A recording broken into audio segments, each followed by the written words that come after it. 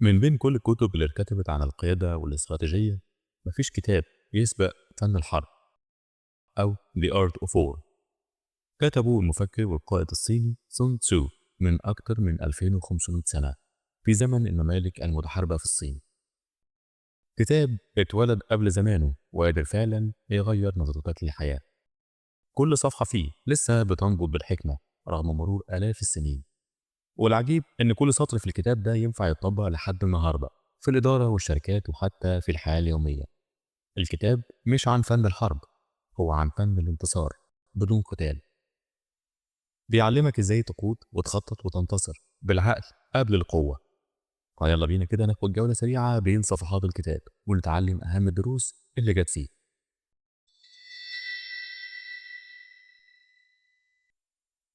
الدرس الأول، سون تسو قال في كتابه جملة بتختصر كل فن القيادة: من يعرف نفسه ويعرف خصمه لا يخشى 100 معركة. المعنى بسيط لكن عميق. قبل ما تواجه أي تحدي لازم تفهم نفسك، نقط قوتك، نقط ضعفك، دوافعك الحقيقية، وكمان تفهم العالم اللي حواليك، المنافسين، السوق، فريقك، وحتى الناس اللي بتتعامل معاهم. لازم يكون عندك وعي مزدوج، وده اللي بيسمى دلوقتي في علم الإدارة بالوعي الاستراتيجي. فما تحاولش تقلد ستايل مدير منافس ولا تلبس نظارة المدير اللي كان قبلك، عشان لو ما فهمتش نفسك كويس هتضيع في أول اختبار. الدرس الثاني، المقاتل المنتصر ينتصر أولا ثم يذهب للحرب. يعني القائد العبقري مش اللي يدخل معركة ويحاول يكسبها، هو بيدخلها بعد ما يكون كسبها فعلا في دماغه. بيحسد السيناريوهات ويقرا المستقبل ويحط خطة مرنة.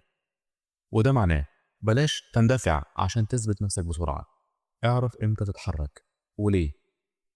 في الإدارة القادة الناجحين بيفكروا كده، بيختبروا السوق ويحللوا البيانات ويسألوا نفسهم السؤال المهم: هل دي معركة تستحق إنك تدخلها فعلا؟ النجاح مش الفوز في كل المعارك، ولكن في اختيار المعارك اللي تستحق تبذل فيها وقت ومجهود وموارد. التوقف أحيانا مش تردد، ده ذكاء. التحرك بدون تفكير هيكسبك جولة، لكن هتخسر المعركة في النهاية. الدرس الثالث، في قلب الفوضى توجد الفرصة. في الظروف المستقرة في مديرين كتير كويسين، لكن في شركات كتير بتنهار وقت الأزمة. القائد الحقيقي هو اللي يقدر يظهر في الوقت ده، بيكون عنده رؤية ويقدر يشوف مسار وسط العاصفة. الفوضى عدو، بس ساعات بتفتح باب للتغيير. الأزمة ممكن تكون بداية جديدة. شركة أبل مثلا انهارت في التسعينات، لكن ستيف جوبز رجع وحول الانهيار لثورة إبداع. هو شاف اتجاه جديد وسط الفوضى. يمكن القائد الناجح ما يقدرش يمنع الأزمة، لكن يقدر يطلع منها فرصة. الدرس الرابع، عامل جنودك كأولادك وسيتبعونك حتى الموت. القائد ممكن يكسب طاعة فريقه بالقسوة والصرامة ويقدر يحقق نتائج وأرقام، لكن عمره ما هيقدر يكسب ولائهم غير بالثقة. الثقة هي الوقود الحقيقي لنجاح الفريق. الفريق اللي بيشتغل عشان خايف منك هيقدم الحد الأدنى، لكن الفريق اللي بيحس إنك بتحميه هو اللي هيحارب عشان يحقق رؤيتك. أي شركة ناجحة هتلاقي فيها القائد ده اللي بيقدر يخلق بيئة فيها احترام ومسؤولية، اللي يقدر يطمن فريقه ويحتويه، اللي بيسمع أكتر ما يتكلم، اللي بيحمل الناس المسؤولية لكن بيسندهم وقت الغلط. الفريق اللي بيخاف يغلط مش هيتطور. القيادة الحقيقية مش في فرض السيطرة، ولكن في كسب الطاعة بالاحترام. الدرس الخامس، أعظم انتصار هو الذي لا يتطلب قتالا. يعني مش كل حرب لازم تبدأ. القوة الحقيقية مش في الصدام، لكن إنك تقدر تكسب معركة من غير ما تدخلها. يعني بلغة الإدارة إنك تدير الصراع بذكاء، يعني تاخد خطوة ورا عشان تمشي بعدها اتنين قدام. يعني ما تدخلش جدال مع زميل أو مدير، ولا لازم ترد على كل منافس. قبل ما تسأل نفسك إيه الهدف، أنت عايز تنتصر ولا تلاقي حل. بلاش تتخانق على كل حاجة، اختار المعارك اللي تستاهل إنك تكسبها. زي مثلا شركة انسحبت من سوق خسران لكنها استخدمت نفس الموارد في منتج تاني قدر يقلب الدنيا. سون تسو ما كتبش الكتاب ده عن الفنون القتالية، لكن اتكلم عن الحرب كفن للبقاء والقيادة. عايز يعلمك ازاي تنتصر على نفسك قبل ما تكسب خصمك. بيعلمك ازاي تكون قائد، يعرف امتى يتحرك وامتى يتراجع، قادر يكسب من غير ما يدخل معركة. بيعلمك ان القيادة مش سلطة، لكن مسؤولية وحكمة.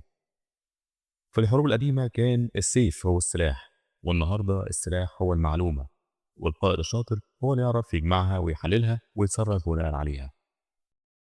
بيقول لك إن الانضباط مش معناه تقييد الناس، ولكن إنك تقدر تخلق إطار ينظم إيقاع التعامل. في كيانات كبيرة بتفشل مش لأنها سيئة، ولكن لأنها مش منظمة. قرارات عشوائية، اجتماعات بلا هدف، مسؤوليات مش واضحة. لكن القائد الناجح هو اللي بيبني ثقافة النظام. كل واحد عارف دوره والمسؤولية اللي عليه. كل قرار ليه سبب، مش بالمزاج. والنجاح بالأرقام، مش بالحب. وده اللي ممكن يحول مجموعة أفراد لمنظومة قوية. الانضباط مش قيد، الانضباط حرية منظمة. في النهاية، اللي عايزك تعرفه إن القيادة مش لقب، دي حالة. مش لازم تكون على جبهة حرب، ممكن تكون على مكتبك أو وسط عيلتك أو حتى مع نفسك. كل واحد فينا عنده ساحة حرب مختلفة. فاللي عايزك تتعلمه هنا إن النصر الحقيقي مش في السيطرة على الآخرين، ولكن في القدرة على قيادة الذات. والقائد الحقيقي مش اللي بيمشي قدام الناس، ولكن هو اللي عارف الطريق وبيخلي الناس عايزة تمشي معاه. وبس كده، ونتقابل قريب إن شاء الله.